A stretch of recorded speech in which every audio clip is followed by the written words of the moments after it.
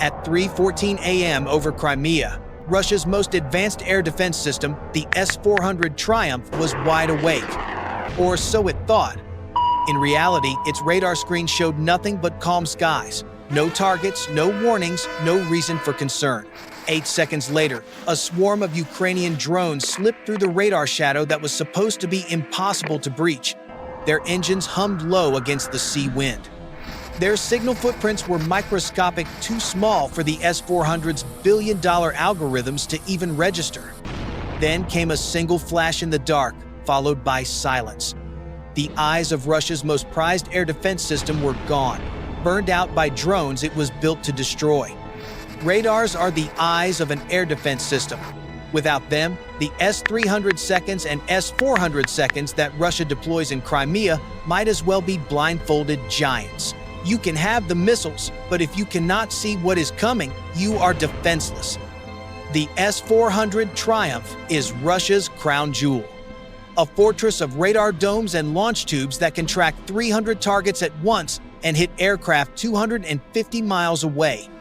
Each battery costs more than $400 million, and Moscow sells it as proof of technological supremacy, something NATO fears and Ukraine should never dare to challenge. But this night proved something else entirely.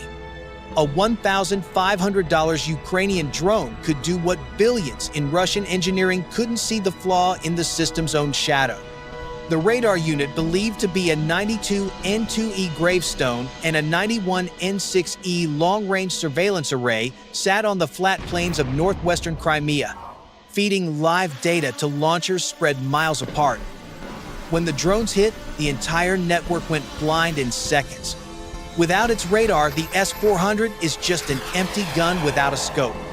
Weeks before the attack, Ukraine's Special Operations Forces (SOF) and her intelligence teams had been mapping every signal emanating from Crimea's defensive grid. By studying radar reflections and terrain curvature, they found a 5-foot-wide radar dead zone, a corridor between two antenna sweeps that neither system could cover at low altitude. That blind spot became the kill zone. According to Ukrainian sources, small autonomous drones were launched from the mainland, flying nap-of-the-earth profiles just 30 feet above sea level. They used terrain masking and GPS-free navigation guided by gyroscopes, slipping right into the radar gap. One drone was equipped with a thermal imager and a laser designator. Its only job, to mark the radar dome for the follow-on strike. The second and third drones carried shape-charged warheads, small, fast, and precise. They didn't need to destroy the entire S-400 battery. They only needed to blind it.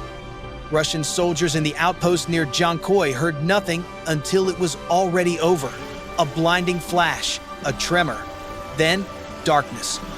Satellite footage from the following morning showed 2 distinct craters where the radar arrays once stood. Burned wreckage and warped metal surrounded what used to be the command vehicle.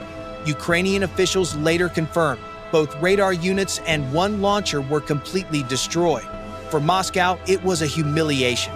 The S-400, the weapon meant to defend Russian skies, had been neutralized by the very kind of cheap, improvised drones it was supposed to detect first. This wasn't just an isolated strike. It was part of a wider campaign to strip Russia's air defenses one layer at a time. Earlier that same week, Ukraine had launched coordinated attacks on ammunition depots and drone storage facilities deep inside Russian-held territory in Luhansk and Donetsk. Those blasts crippled supply hubs feeding the southern front, setting the stage for the Crimea operation. By the time the S-400 was hit, Ukraine had already demonstrated a new kind of warfare, decentralized, data-driven, and surgically precise. Each drone strike fed into the next, mapping radar patterns, locating command vehicles, and learning how to sneak between their pulses. When one system fired, its radar revealed another's frequency. When one radar went dark, Ukraine knew where the power lines ran. The battlefield had turned into a live laboratory. The star of this night wasn't a missile. It was a swarm of UJ-26 Beaver drones modified for radar suppression. Small, wooden-framed aircraft with low radar signatures and enough endurance to cross the entire peninsula. Their warheads were simple: KZ-6-shaped charges steel cones packed with copper liners that focus the explosion into a jet of molten metal traveling at 7,000 feet per second. It doesn't take much to ruin a radar dish. The moment that copper jet pierced the cooling housing of the 92 N2E radar, 330,000 volts of internal current arced into the air. The resulting fireball vaporized circuit boards and sensors, designed to withstand near-nuclear conditions. In seconds, one of Russia's most valuable defense assets was gone. Within hours, Russian state media announced that its air defenses had shot down 22 Ukrainian drones over Crimea. But open-source footage told another story.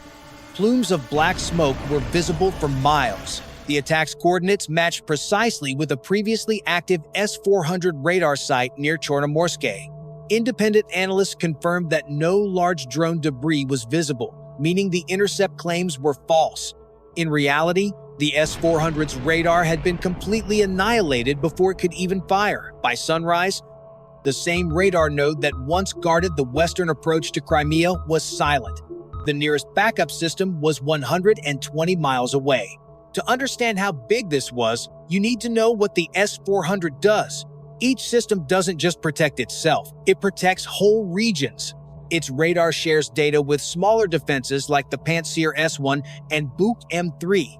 So, when the radar is gone, the whole network collapses like dominoes. That's exactly what happened. Within a day, Russian channels reported a blackout between air defense sites in western Crimea. For the first time in months, Ukrainian drones could fly freely even in daylight. The Iron Dome over Crimea had holes. This wasn't the first time. In August, Ukraine destroyed another S-400 near Yevpatoria using drones and Neptune missiles.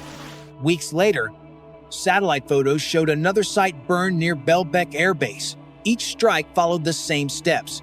First, drones blind the radar. Then, missiles or artillery finish the job. By late September, 4 S-400 sites in Crimea were confirmed to have destroyed about a quarter of Russia's air defense there. Ukraine's message was simple. You don't need billions to beat a billion-dollar system. When your power depends on one radar, even a cheap drone can bring it down. This is modern warfare where creativity and timing beat size and cost. Countries like Taiwan and South Korea are watching closely, learning how Ukraine turned simple drones and Starlink tech into a deadly weapon. After the strike, Russian operators searched the skies for drones that never came. For 2 hours, Crimea's radar coverage flickered and failed.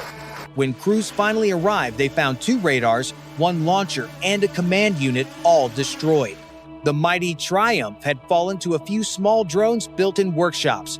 Behind the headlines, this operation was part of a synchronized Ukrainian offensive designed to cripple Russia's logistics and morale simultaneously. Hours before the S-400 was hit, other Ukrainian units targeted drone storage hangars and ammunition depots across occupied territory in eastern Ukraine. In Donetsk, Ukrainian drones hit a Russian ammo depot and lit up the sky. In Luhansk, more drones attacked fuel storage, burning all night. These strikes cut off Russia's supplies and distracted them before the big attack on Crimea. For years, Russia acted untouchable with layers of defense and endless weapons. But that myth just burned in the Crimean night. The S-400 was made to track stealth jets. It couldn't even see small wooden drones flying under its nose. Its radar was supposed to jam satellites. It got fooled by $40 worth of chaff. When the smoke cleared, one radar hub worth hundreds of millions was gone. Ukraine lost nothing. And the psychological win, priceless. Afterward, Russia pulled several missile systems farther inland to avoid more drone attacks. That move opened big holes in their air defense, letting Ukraine strike deeper. Satellite images showed explosions near Sevastopol, likely from power loss after the S-400 site went down. One destroyed radar triggered failures all across the network. A week later, Ukraine hit again. This time, the fuel lines. For Kyiv, this wasn't just a mission, it was a message. Even your most expensive systems are useless if they can't see the enemy. The engineers behind these drones built them in workshops, not factories. Every strike is a personal way to take back their stolen skies. The Crimea attack wasn't just a battle, It was a lesson in modern war. Cheap, smart, and fast beats big, slow, and proud. Every new mission teaches Ukraine more. Each drone learns from the last. The battlefield evolves faster than old generals can keep up. By morning, all that was left of the S-400 was smoke and twisted metal. A billion-dollar defense system beaten by a few low-cost drones somewhere in Kyiv, a drone pilot put down his controller. Mission complete. Ukraine proved one thing: vision wins wars, not volume. In this fight, the faster mind hits harder.